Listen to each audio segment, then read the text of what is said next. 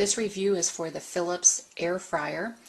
The air fryer is approximately 12.5 inches high from top down to the bottom, and it is also roughly 10 inches going from side to side if you're concerned about what your space is in your kitchen. There is an attached 29-inch cord that you'll be plugging in to a wall outlet, and the cord actually pushes into the unit. However, once it's pushed in, it still sticks out about 3.5 inches, and I will show that a little later in the video.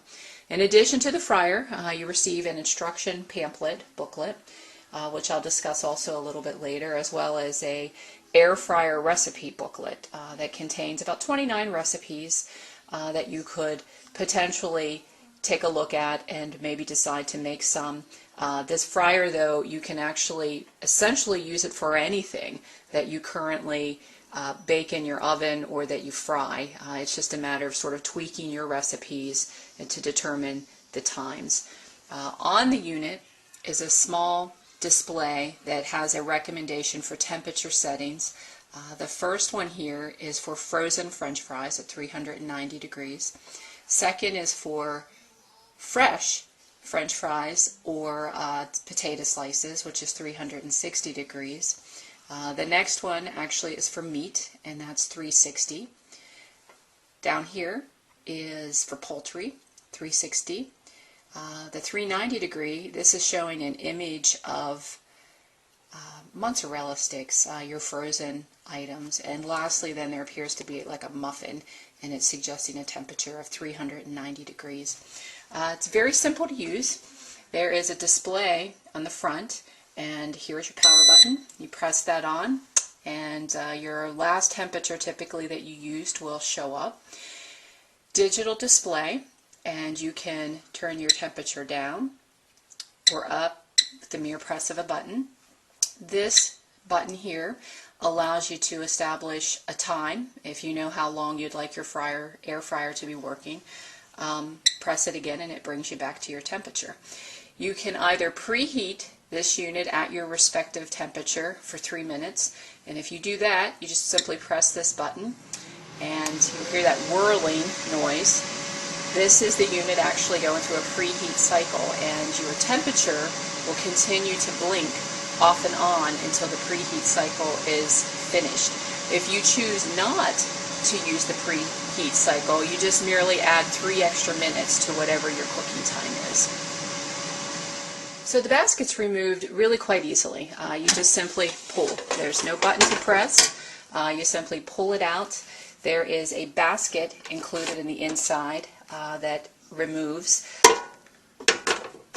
Once this is in use, this whole unit, of course, gets very hot, so you would need to use care. This is a button that actually releases your basket, and then you would proceed to empty it, your French fries, your frozen entrees, whatever it is that you're cooking. There is an indicator here halfway down. You can see it right here. It's about in the middle of the basket. That actually is your max fill level. So you really cannot fit a lot of food into this unit. If you have a family of 4, I would suggest that you're going to be cooking in batches for your French fries or anything else that you're going to cook. We have actually cooked wings, hamburgers, French fries, pork chops, and they actually came out very, very well.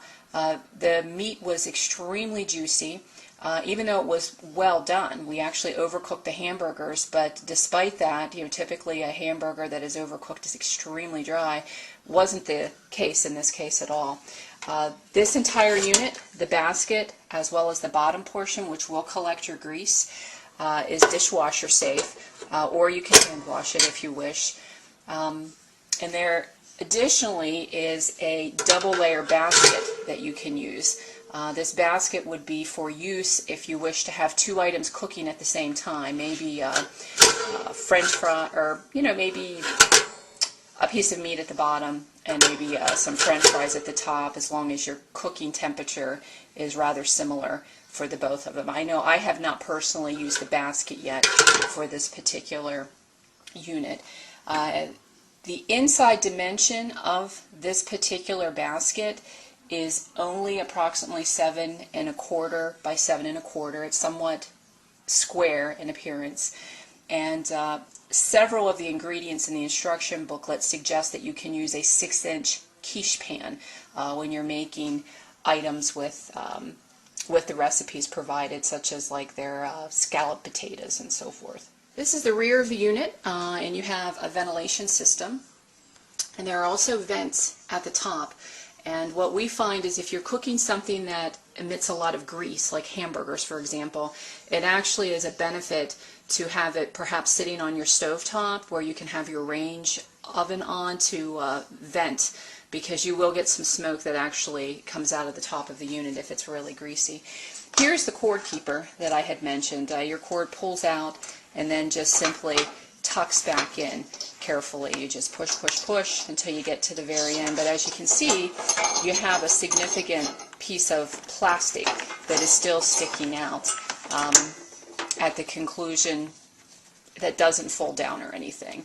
But this actually, if you're using 2 hands, obviously a lot easier, but it actually will go the entire way in, and then you'll just simply have the plug sticking out. The recipe booklet, interestingly, actually shows a model that's completely different than what you receive. The model pictures show a knob on the front, which this unit does not have, and additionally it shows this basket that's overflowing with French fries, which is completely unrealistic. I mean, your basket is only filled halfway, and you would never be able to cook French fries as this picture is demonstrating. The Instructed Booklet, is this huge piece of paper that is folded up that I actually found very user friendly. They could have certainly designed this a much easier.